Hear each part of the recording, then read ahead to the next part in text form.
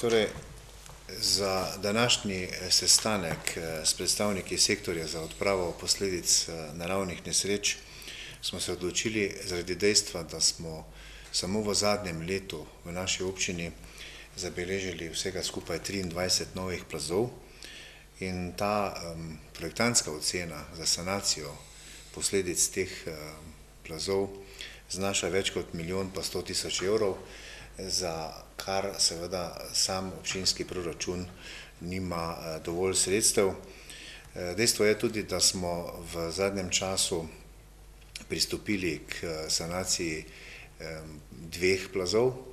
z sprostitvijo proračunske rezerve, pa vendar ugotavljamo, da s takšnim tempom, kot smo pričeli, ne uspemo pokrivati niti tistega najnujnejšega, zato smo pač seveda predlagali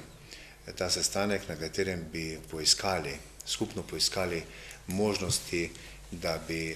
čim več nevšečnosti zaradi plazov v kratkem času tudi uspeli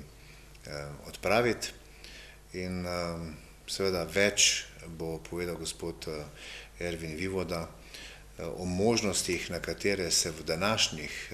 predvsem finančnih razmerah državnega proračuna lahko naslonimo. Tako kot je povedal gospod župan, smo se danes odzvali povabilu občine Slovenske Konjice, da pridemo in si ogledamo problematiko na samem terenu, o čemer bomo tudi poročali vodstvu Ministrstva za kmetijstvo in okolje. Dejstvo je, da zaradi izjemno zaostrenih fiskalnih razmer državni proračun ne zmore v tem trenutku poservisirati izvedbo že sprejetih programov odprave posledic naravnih nesreč, predvsem poplav, ki so se zgodile v septembru leta 2010 in pozneje poplav v novembru leta 2012. Nenazadnje je tudi državni zbor pred kratkim sprejel interventni zakon za odpravo posledic žledu, ki se je zgodil v prvih dneh meseca februarja. Posledice hitrega tajanja žledu in odjuge so bili tudi sproženi številni plazovi. V okviru interventnega zakona je sicer zagotovljenih nekaj sredstev za odpravo posledic, nekaj se pričakuje tudi nepovratnih sredstev kot pomoč iz Evropskega solidarnostnega sklada. Do konca tega meseca bo tudi znana ocena nastale škode, tako da bomo lahko pripravili predloge za uporabo teh sredstev. Zagotovo bo del sredstev namenjen tudi odpravi posledic na lokalni cestni mreži.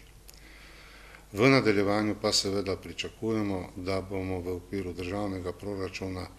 zmogli najti pot, da pridemo do ugodnih sredstev ali preko kreditnega aranžmaja z Evropsko investicijsko banko ali pa do drugih virov evropskih sredstev, s katerimi bi na nek način poskušali olajšati načine financiranja za sanacijo poškodovane lokalne infrastrukture in predvsem tistih plazov, ki neposredno ogrožajo stanovanjske objekte oziroma so ljudje iz stanovanjskih objektov celo izseljeni zaradi ogroženosti vsled zemeljskega plazu.